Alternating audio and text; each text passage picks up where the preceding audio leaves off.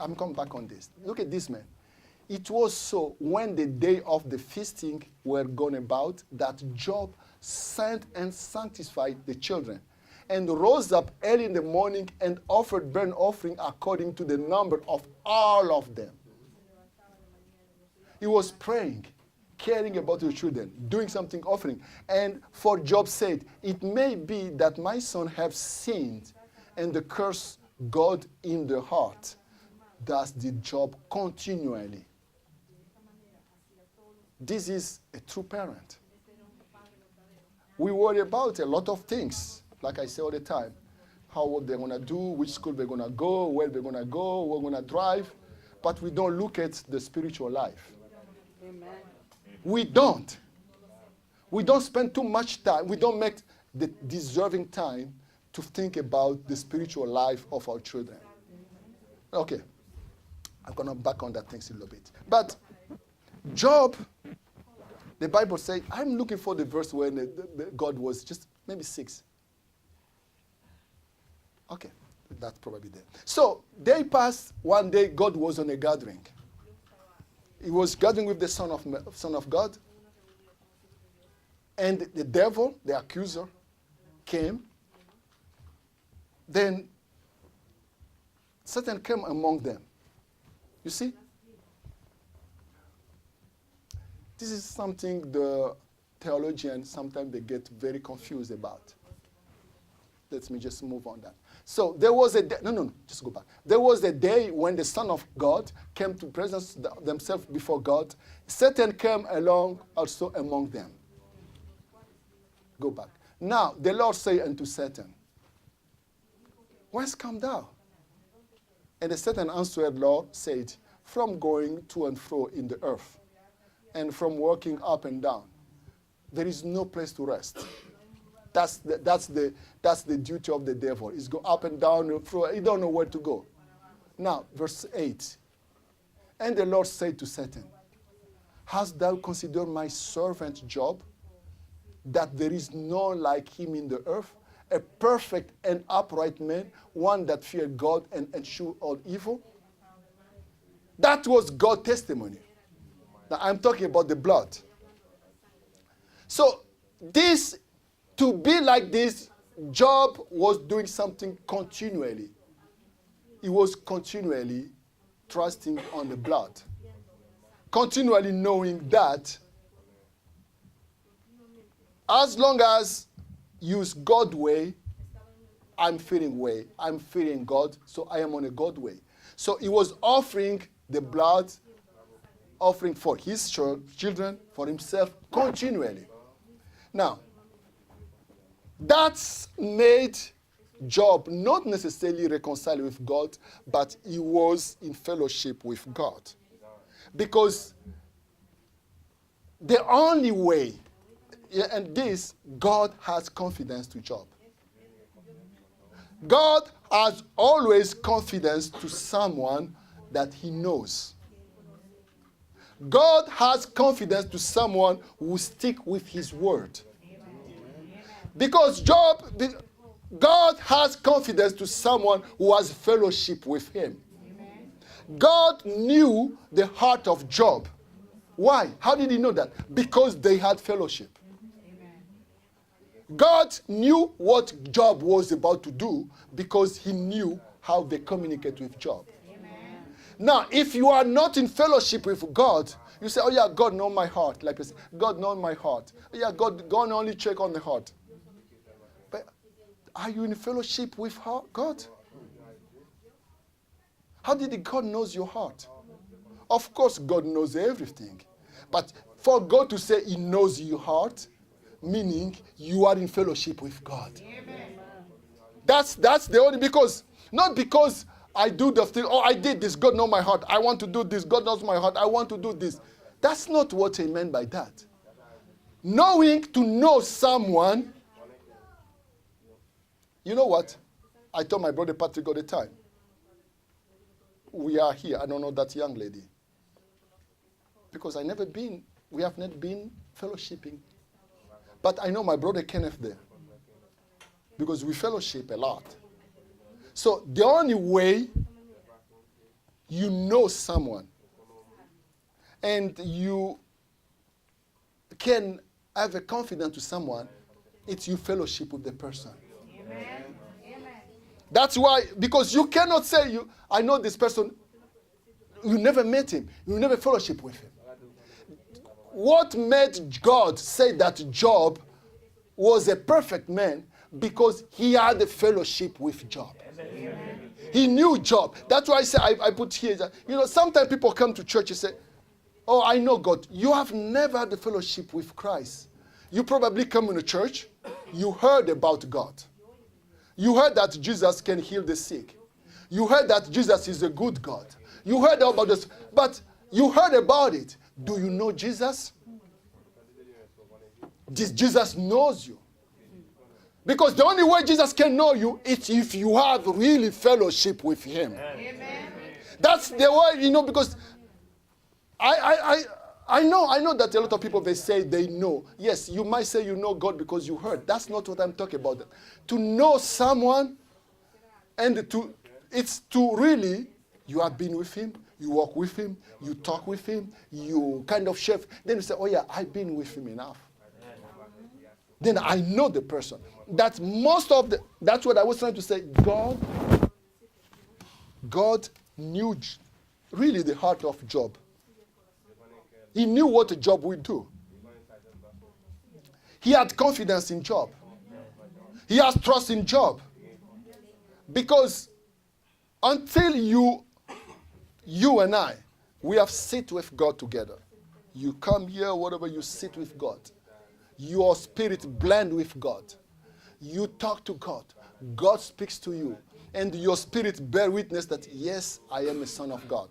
Yes, I am a daughter of God. Then you can say, yes, I know God. Amen. That's kind of what I'm trying to come back to the point where God knew that Job was the perfect man because they had that kind of communion. So God had confidence in Job. Now, question. Can God have confidence in you? Can God have a confidence in me? That's the question. I'm talking about the fellowship. It's not about just saying, oh yeah, I know God. I'm a Christian. But yes, he knew God. He's a Christian. But God had confidence in Job. Why? Because he have seen Job. They fellowship with Job. You see the Job working. He knew what Job would do. He knew what Job was doing. His life. They've been together for a while. So God can say, I trust this man. Amen. This is not about the church. This is not about the family. It's about you and I with God. Amen. It's the way you work as with God individually. God is working with you, you talk with God. And then the question is, can God have confidence in me? That's the question that each one of us to ask today. I want to close by those things. Can God have confidence in me? That's the question. It's not about what I tell you. That's not the point. Yourself, you sit there and say, can God have confidence on me? God look at the son and say, yes. He said, oh yeah, because God says something. He said, now, you see that guy? He's loving you. He's doing this because you protect him. Because of him. God said, go. Do whatever you want to him. Except one thing, don't touch his life. Amen. Now, let me ask another question.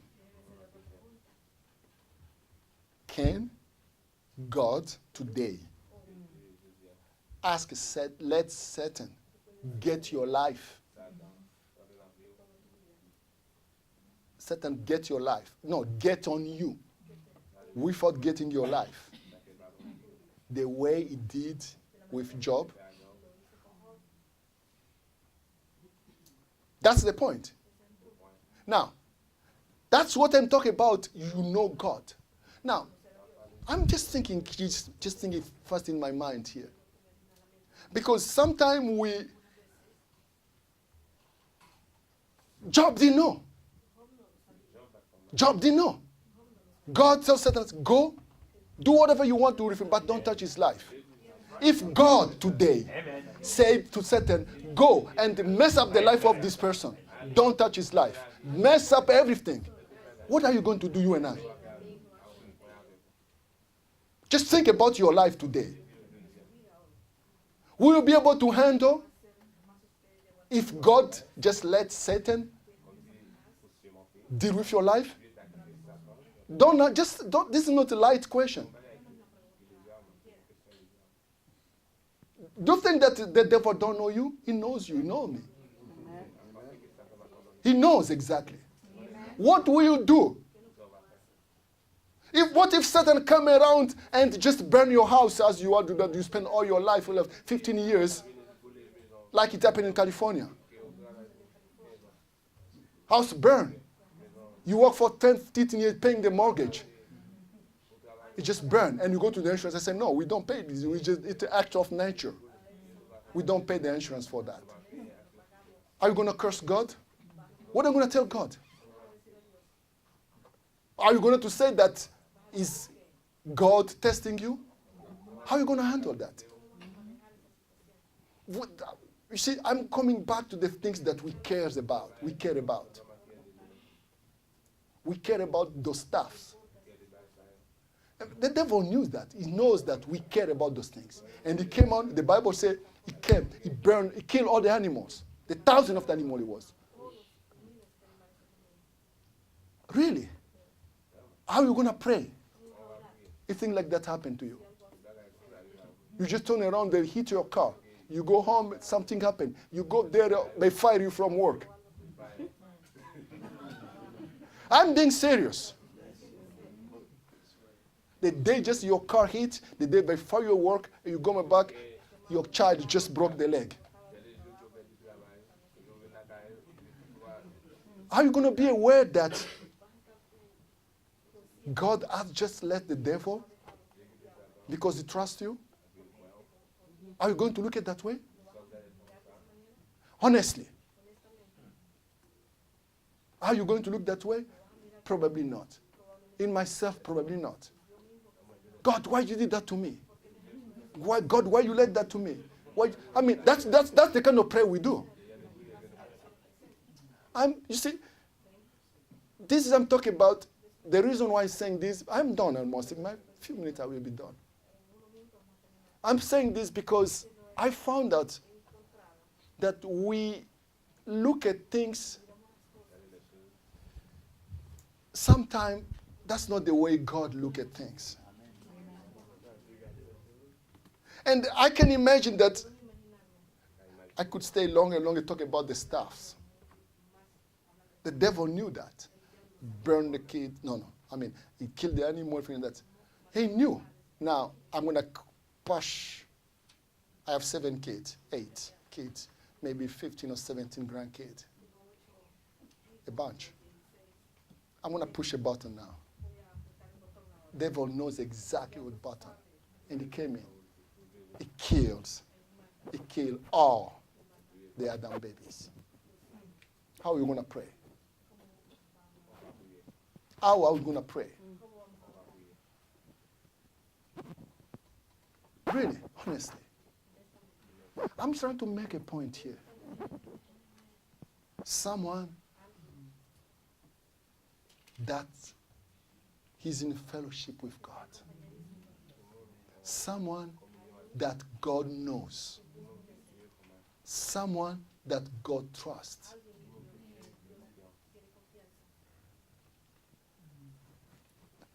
I'm not talking about you, I'm talking about myself. Many of us, our children are more than God. Many of us. I can give you a quote from an saying, you let your children push you away from God. You let your work push you away from God. This is serious. I'm talking about the fellowship now. I'm almost done. I was sitting on my desk. It's just, the Bible says, kids, each one of them. So that's kind of where I have to understand sometimes the thing that looks important to us, God don't see that the same way. This is serious. If your children are more than God, you are not been there yet. I'm talking about as a parent. And I'm not, please forgive me, I can feel what you are feeling. I remember what kind of hindsight, foolish decision I took just to take care of my kid. How many times I pushed God back because of my kid. If I look at today, I'm ashamed of myself. I did. You know, I just want to share that with you. Even his wife comes, you are crazy. Just curse God and die. Why you keep on suffering like this? This is serious matter because it does matter how often you come to church, you do all those things, I believe on the message and a thing like that. You have to understand the work that I'm looking for here. Oh, I wrote something here really. Question here. Where did Satan found Job's children? I just wrote here my question. Where did he find them? It was on a big party. They were partying. That's where most of our kids, they like to go. That's why you don't want me to go on this party. It's just a school, it's the prom. That's where he found them. They were partying. Now, you say about the kids, sometimes, I just want to have a good time. We call that have a good time. Those partying are not good time. Even for us, the adult, the party at work. I thank Joe's mom, Sister Lisa. We were talking a few things. He testified to me what she was doing, how the devil come and trying to trap her with the company party. She was heading, they say, Lisa, you are going to prepare the party. That's the devil it is. The devil is very sneaky. And I was sharing with your mom, and they were just feeling that's the purpose. And then we talk something. And you know how the devil it does? You are going to prepare the party. It was the trick of the devil. But they knew if she prepared the party, then she had to be a part of that because she had to see if everything looked fine. You know what she did? She made a phone call. She called the places. They fixed everything. I said, you got to do this. And she stayed in the office. When they went down there, she was not there, but everything was set. But she was not there. Everything was set. And when they came back, they said, now we understand that you really, really meant it what you meant. I said, I told you I don't go to those kind of things. I mean, my point is, I don't say don't go to the parties. Oh, something came in my mind. We are from Africa, some of us. Party is a big thing. I don't know about Haiti. When we go to those partying, now the more and more we go to those, they call that a birthday party or wedding party or the things from Africa. When you watch those, it's a message group. They are doing a party. You watch it, there is nothing godly there. Sometimes it's just like a birthday party. What is Christianity on this? I mean, I'm not against the party. I'm just like, you know what? It's between you and God. But there are many, sometimes I go, there are things we do on those parties, they are not Christ-like. I'm just talking about that because I was thinking about Job children, they were on a party. We have to, why people are trying to find on those parties? They are trying to find a good time, satisfaction. Good time, satisfaction, it's here. Amen. Amen. If you have tested God, I know many of us, have not tested God yet. Many of us don't know how God is good. Not good just because he did something good. It's a good just to be along with him. So, just to close, what if Job, I want to close with this thought, yes. What's just, Job has just that intellectual faith that will make him, it cannot be. Yesterday, my animal, all the animal was dead. The other day, the house burned. The other day, that the accident. No, God, something is not right here. Oh, what? I mean, you will start to reason all kind of things. I have seen churches, people, they say, I don't go to that church because they pray for the person he didn't heal. No, I'm not talking about here. I've been on a church. Oh, the other day they pray for that person, it didn't get healed. And the other day they pray for that person, it didn't get healed. The other person they pray, they didn't get healed. That church, God is not there. It's just intellectual mind. It is. Amen. Why did God heal him? What's your duty? Your duty is to pray for the person. If the person is healed, is not healed, that's not, we got to find out why not. That's not to say, you see, that's the way I can keep on going on and going on, how we mess up with those kind of things. So you might have, Job didn't go to that way to say, oh, maybe this, maybe this, maybe this. No. He just said, yes, God given. God taken. Let the name of God be praised. Amen. God, the devil tried by, what was the devil trying to do? He was trying to break the fellowship between Job and God. That's the only thing he was trying to do. He was just trying to break the fellowship. Now remember, things sometimes happen to you. Just look at the outcome. Anything that's pushing you away from God, it's from the devil. Any decision that pushes you away from God, it's from the devil. No matter how good the decision look like. Because you will see that everything he was doing here, he was trying to push the Job out of that. Job knew something. It was the blood. I did what I'm supposed to do. God, that's not my problem. The rest, the God gave, the God took. May the name of God be praised. Why? Because he has that fellowship with God.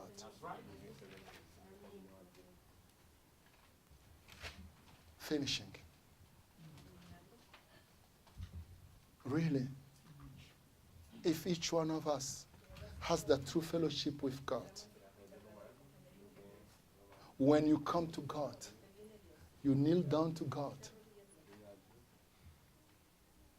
you really talk to God, that peace come in your heart, that peace that you cannot explain, that peace that make you love everybody, that peace that make you not hate, that peace that make you love your enemy, that peace, I mean, you know that you are different. You know that even the people that they treat you well, you keep on loving them. Amen. The people they misuse you, you still pray for them. I mean, this, you cannot fabricate that. You cannot. That's the way. When you approach God, you reach the point where you say, you know what? This is now, I have been in touch with God. Amen. We have to go back to the point where we have that personal walk with God. Because God was in Christ, reconciling the world with himself. So such as you can come to God as a new creation.